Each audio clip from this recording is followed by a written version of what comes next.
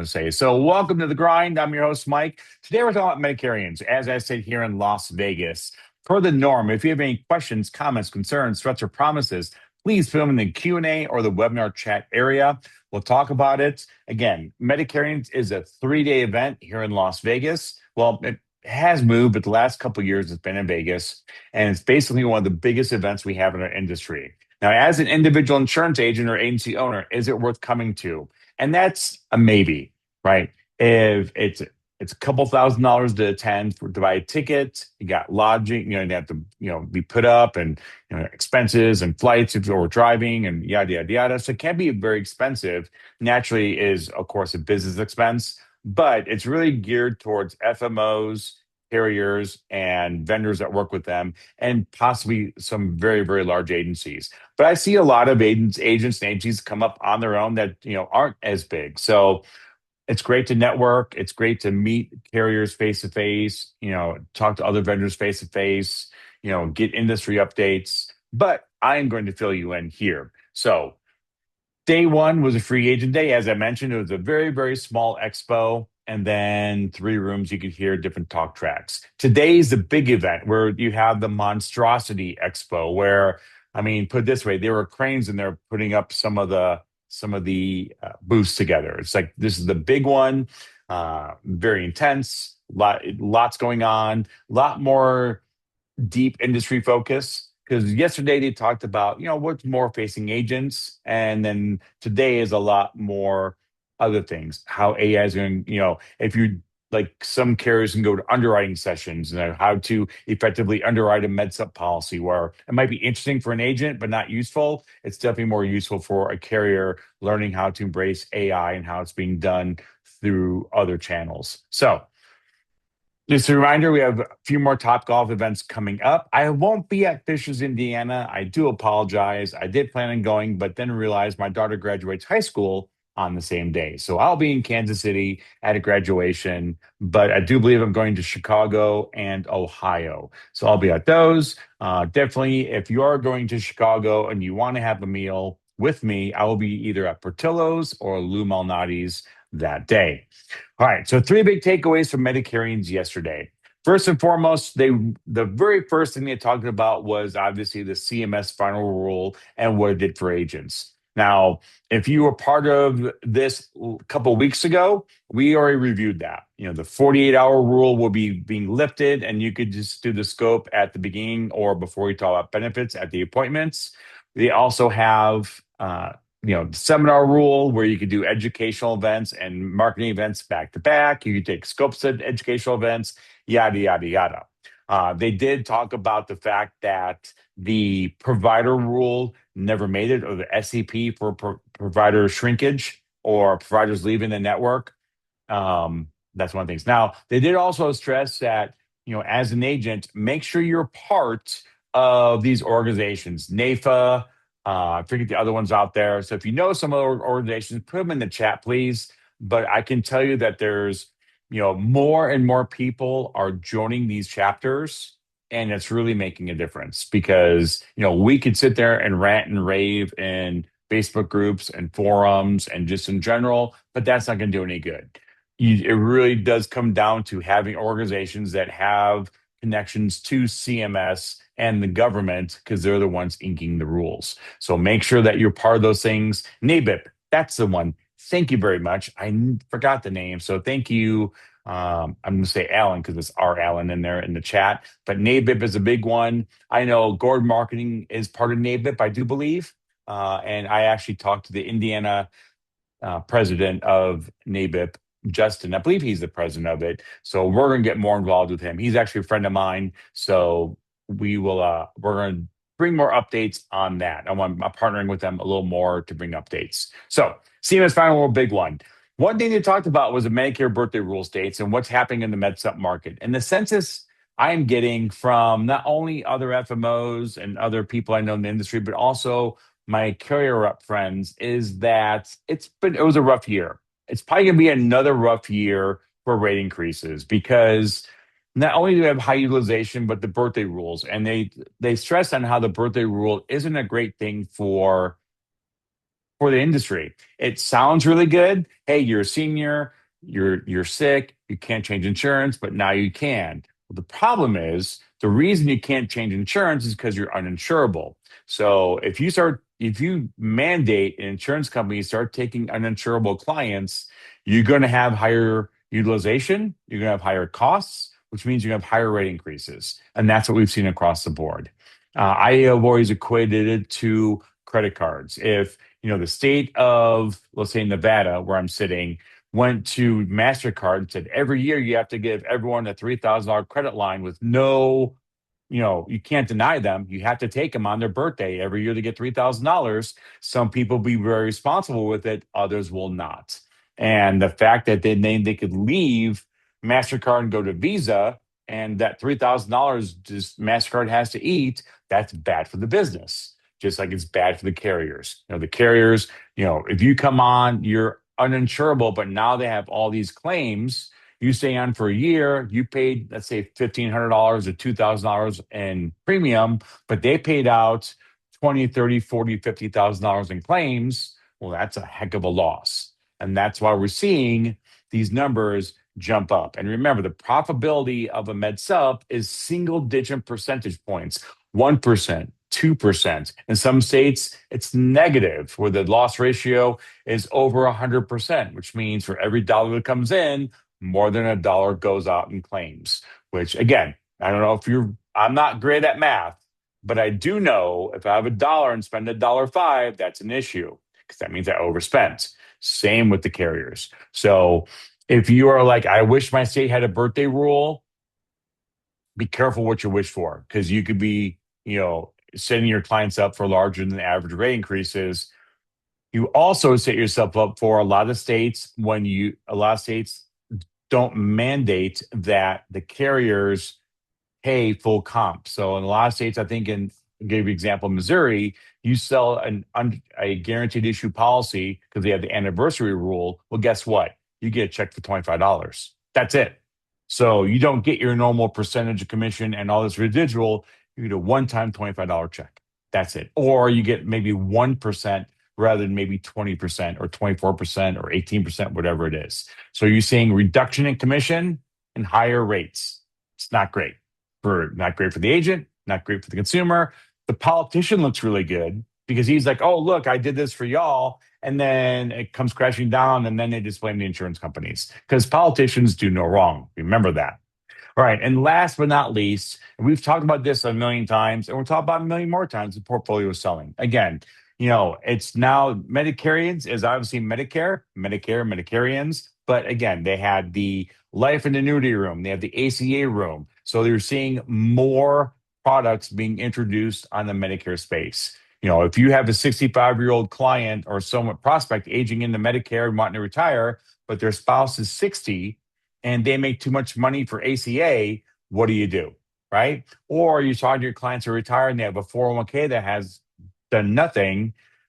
Can you offer them an annuity, put some of their money in? Yes, you should be doing that. And that's what we're seeing in this industry is the division of products being offered to agents, which of course is hopefully being offered to your clients and prospects. That's your responsibility, remember. It's not the carrier's responsibility to offer products to your clients and prospects. If it was, they're not going to pay you a commission, right? They had to do all the work. So make sure that you're doing that. And the other side of that is if your clients don't know that you sell something, there's be two main outcomes here. You're going to think that one, it's not available. So if you don't have an accident plan, but I had an accident plan in my group insurance, but you don't talk about it, you must not have it, or it must not be available. Well, we know it's available. You could have a true accident plan, or you can have a hospital indemnity plan that will cover accidents. But if you don't tell your clients it exists, they may think, oh, well, we don't have it in Medicare, I guess. Well, then all of a sudden they find out they can get it. Where are they going to call you, the agent? Maybe. And you might be thinking, but Mike, my clients love me. They're going to call me for everything. Well, guess what? I love Chipotle, but if you say, Mike, let's go eat a hot dog, I'm not going to call Chipotle and be like, hey, you guys got hot dogs yet? No? Okay, I guess we're going to Portillo's. No, I'm going straight to Portillo's because I know Portillo's has hot dogs. I don't know if any other restaurant does. So they're going to go where they know they can get the insurance. And if you don't talk about it, you're giving them permission to leave you for that line of product. And guess what happens? Now you've got another agent in your book of business. And again, they may, and in your client's mind, they may not be doing it maliciously. So they may be thinking, oh, well, I got it over here naturally because you didn't mention it. So you must not have it. And you're like, no, I have it. I just didn't tell you about it. And it's like, well, that is that great service? No. But again, you're not being malicious. They're not being malicious. But the end result is you're inviting other agents in your book of business. And in fact, I sat down with an agent out of Colorado yesterday. We were talking about how to expand her business, and she is doing seminars. She is her main source of lead generation is doing these introduction to Medicare seminars. She uses a company called Leading Response. They're actually through InsureStar, or Lead Star, excuse me, through AmeriLife, but I'm actually going to talk to Leading Response today. They do the mailers and RCPs. She's been using them. She's like, I get overflow. Like, the room will hold up to 60 people. She goes, last time I had 20 people I couldn't let in. And so she goes, I'm getting great response. I'm closing about 60 to 80% of the people that show up to with insurance. She goes, it's been fantastic for me. So if you're like, what can I do? Think about some grassroots marketing. Now, if you're doing seminars, that program costs with the email blast costs about $2,800, but they're sending out 3,000 pieces. So like that's a lot of money. And she even mentioned it's expensive, but I couldn't replicate it and make it cheaper. And I'm getting people showing up. Now, we did talk about annuities with her because she's like, my acquisition cost is about 150 per client, maybe up to $200 depending on the situation. Well, if I'm only making, 300 to $400 or $500 per person that shows up, sometimes a third of that is wrapped up in acquisition costs. If I can sprinkle in some annuities, we are talking to her about, then you sell a $100,000 annuity, you make $7,000. You just made up all your expenses. So there you go. So is it $2,800 a month? Excellent question, Mr. Ken Becker. It's $2,800 per drop. And typically you do one drop per event. Now, one great thing about Leading Response is that if you call them up and say, hey, I'm in Las Vegas, I want to do a seminar. Now, she does feed her people. So she goes, it is expensive because it costs her, she said, on average, $18 a head. So you figure 60 people times, we'll say $18. 18 times 60, that's another $1,000. And I think you add drinks, so another $60. So I'd say $1,100. So it's $1,100 plus 2,800, give or take, is 30. So she's spending about $4,000 per seminar, food, drink, marketing, everything. So she's like, I have to close at least 60%. So 60% of them is 36 people, 36 times, let's say 300, keep numbers nice around. She's making 10 grand. So she's spending four, but making 10. So she's making more. But again, it's like if you sell one annuity in there and that's $7,000, you just almost doubled your profit by adding one more sale. And she's like, that sounds amazing. So that kind of thinking, not just selling core products, adding the ancillary, or even if she's selling a lot of Med Advantage, and let's say half of them buy a Medicare or hospital indemnity plan, 36 divided by 2 is 18. Say the average is 50. I'm doing math. I know, like I joined this webinar, Mike, to watch you struggle with the calculator. Thank you. 300 times 16. If she sold half of the people bought Medicare Advantage plans a HIT plan, just half of them, that's another about $5,000. So now HIP paid for everything, and the Medicare Advantage plan is pure profit. So adding those little ancillary things can turn your acquisition costs to almost zero, or not zero, but from $200 to maybe $50. So it can really drive down your costs, which drives up your profitability. So thinking on that. So there you go. Now, people have asked for recordings. I'm going to tell you a secret. If you want recordings of the grind, I put them on my own YouTube channel. Yeah, don't tell anyone. But so, Ken, keep your mouth shut. If you go to YouTube and type in Medicare grind, and I'll do it at the end, I started posting all the past grinds on there. So if you're like, I want to see them, I'll post this one. Now, I won't post it today because I've got to run to the event started 17 minutes ago. So I'm going to run to Medicarians after this. But when I take a break today, I'll run up, and I'm also using hotel Wi-Fi. So I don't know how fast it's going to be. So there you go. Now, don't forget, we have the cross-selling clinic coming up. That's next week, Wednesday, Thursday, Friday, 3-day event. Day one, about 40 minutes a day. Day one is tactic and techniques. So how to cross-sell, the concept of cross-selling, why the word because is so important in cross-selling. Yeah, the word because. Add that, and it's a great way to strengthen your presentation to your clients and prospects. Day two is how to cross-sell ancillary. We're going to focus heavily on hospital indemnity and cancer plans, but we're going to talk about other lines as well. And day three is life cross-selling life and annuity, how to do it effectively. So 3-day events. Each day, I'm not going to record them, but I'm basically making note sheets for you. So if you're like, I missed them, I didn't get them, or I can't make it Friday, or I missed, Thursday, but I can make it Wednesday and Friday. I'm going to put together note sheets that basically cover everything, and I may record them. I don't know, but the plan is not to record them and then give you the note sheets at the end of every day. So watch for that. And in fact, I'm putting the note sheets together right now. I'm making them all pretty and colorful because that's what I do. So register for that. I'll put the link. In fact, let me put the link in here real quick so you have it. Maybe 1 second here. Also, next week, we're going to have our Cancun trip. So for our top producers and agencies that we work with at Gordon Marketing, we still do a company trip, which is kind of unheard of for a lot of FMOs. A lot of them don't do it anymore. So we'll send you to Cancun. If you are killing it with us and you're doing great, selling lots, I've been on a trip twice. It's a fantastic trip. I know the fabulous Ken Becker will be there. So check that out. But if you're going to be home, there's in the chat is the link to register for that event. Register once, you register for all 3 days, and you'll be good to go. All right. So let me swap back here. So next steps, what do you do from here? One, next week, I'm going to cover day 2 and 3 of Medicarians. Everything I learned today and tomorrow, we'll talk about.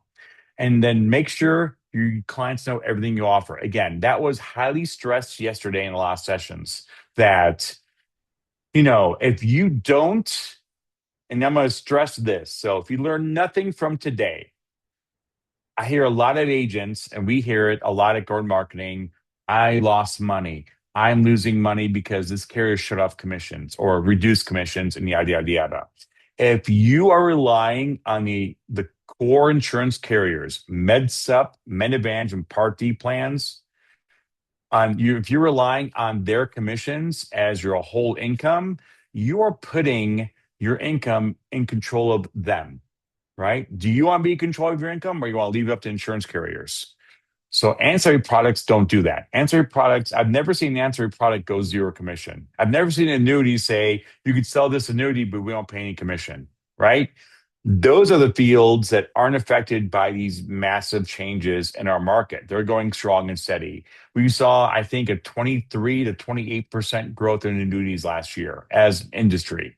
So they're becoming more popular. So if you want to be in control of your destiny, your agency, your future, guess what? That's done by doing a full portfolio offering. Now, you don't have to jam every product down your client's throat. I'm not saying that. I'm saying they have to know what you offer. Because again, if you walk into Chipotle and say, do you sell hot dogs? They're going to look at you cross-eyed. They're like, everything we offer is right in that menu, nitwit, you donut. It's all right there. Why would you ask us if we don't have something that's not there? You need to have that same experience with your clients. When I go to Chipotle, I don't feel like I have to order a burrito bowl, tacos, and quesadillas, right? I don't walk in and think I have to order all four because they have four things. No, I say I want that one, and that's it. Maybe I do want some cheese on the side. Maybe I don't. It's all right there. I get to pick. Do you give your clients the ability to pick everything that's available through you? And that's all you're doing when you're offering your portfolio to your clients and prospects. You're letting them pick what's important to them. You're not jamming it down their throat. So when you approach it like that, people will be much more receptive to going, oh, yeah, I'm worried about getting cancer.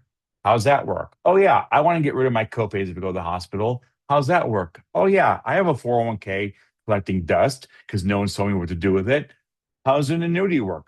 Susie Orman said they're evil. And it's like, yeah, variable annuities can be evil because you could lose money. But the ones we offer at our agency, the joke is zero is your hero because you will never lose money in this annuity. You may not gain as much and during bear times or bull times or whatever it is. Obviously, I don't do annuities. But if the market collapses, you're protected. If the market increases, you get to participate in it. So it really is the best of both worlds. And that's how these are structured. And I'm happy to give you some examples of how that works. And then you call us over at Gordon Marketing, you talk to Steve or Cody or Tim, and you say, hey, how's that annuity thing work? Or, hey, I got a client with $300,000. What should we do with it? And they'll give you some illustrations. You give them to your clients, and they want it, great. If not, they explore their options. It really is that simple. Now, the sound keeps breaking up. I apologize on important points. There are no important points here, Julie, but thanks for thinking that. Now, if you are Medicarians, come see me. If you're not Medicarians, you are seeing me. So, any other questions, comments, concerns, threats, or promises? So, let me hit stop recording. Give me 1 second here. I lost my display. I don't know where my thing went. So, that's great. 1 second here. My control panel went away. Oh, there it is. I just found it. So, one moment.